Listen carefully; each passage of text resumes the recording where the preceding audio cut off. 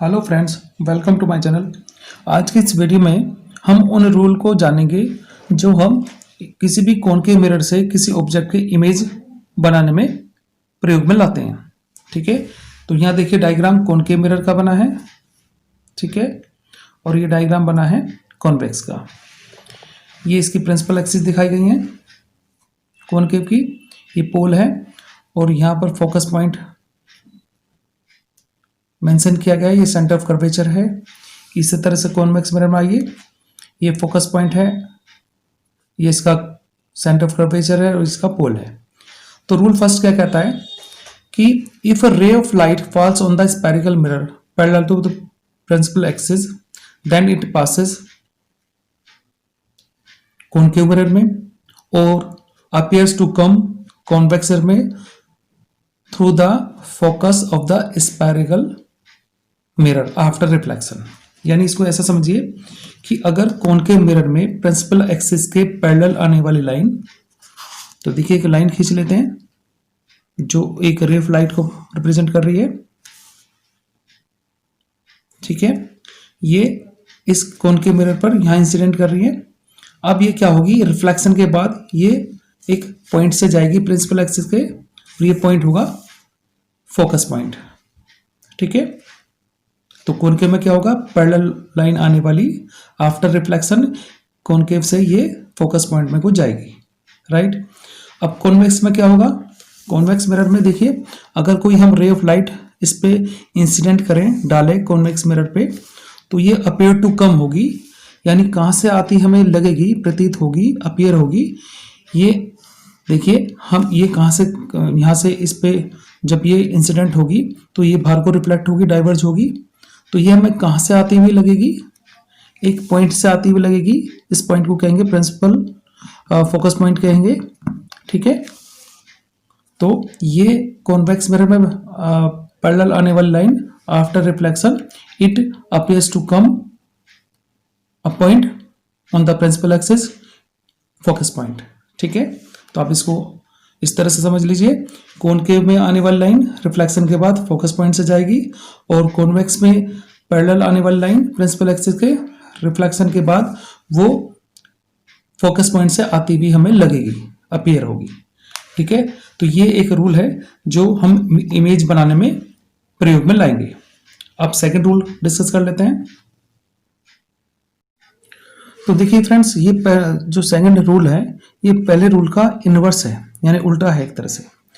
If a ray of light which passes through the focus, यानी concave mirror में कोई रे अगर वो फोकस से पास कर रही है, ठीक है, और इंसिडेंट टुवर्ड्स द फोकस, और कॉन्वेक्स में ये फोकस में को डायरेक्ट कर रही है, यानी इंसिडेंट कर रही है, तो ये becomes parallel to the principal axis after reflection.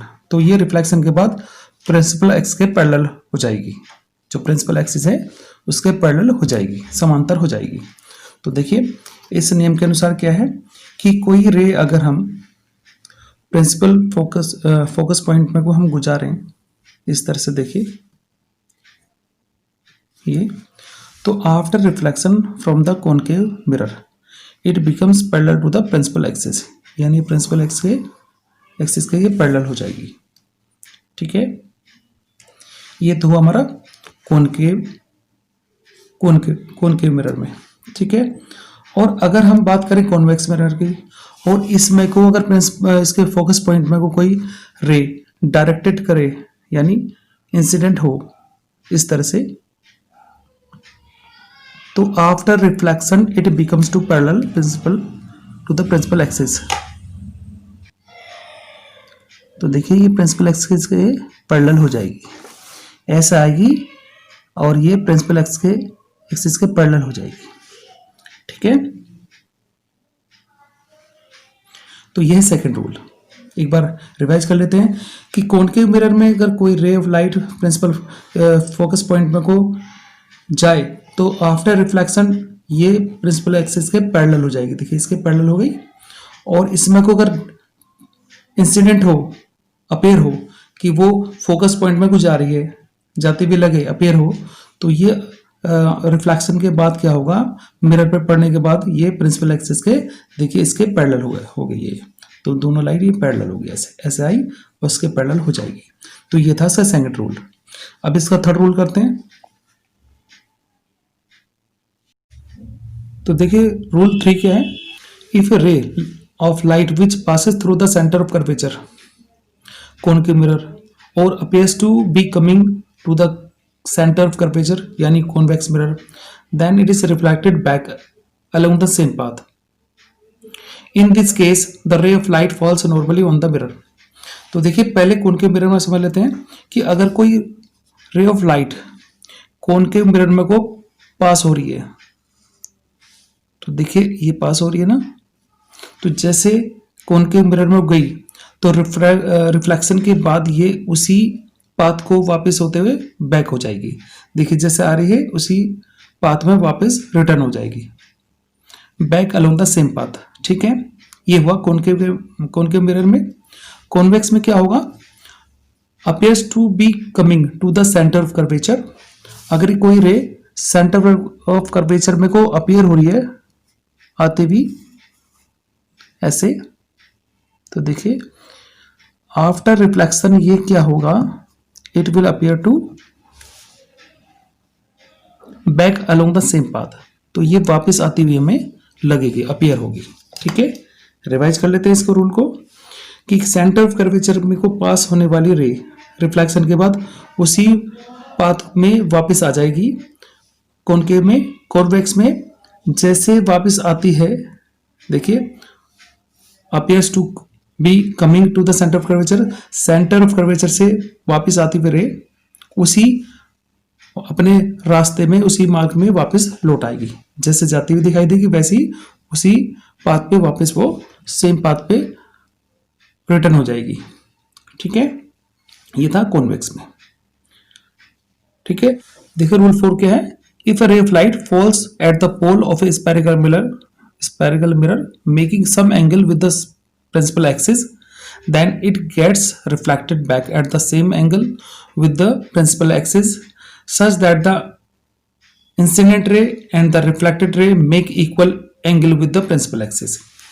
यानी अगर हम कोई रे पोल पर इस तरह से इंसिडेंट करें तो ये जो प्रिंसिपल एक्सिस के साथ जो एंगल बना रही है इसी इक्वल एंगल पर ये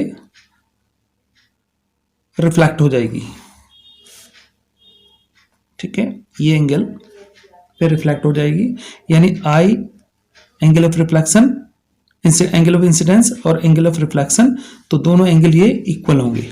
ठीक है, जैसे आएगी और ये प्रिंसिपल एक्सिस के साथ जो एंगल बना रही है रिफ्लेक्शन के बाद उसी उतने ही एंगल पर ये रिफ्लेक्ट हो जाएगी कॉनकेव में।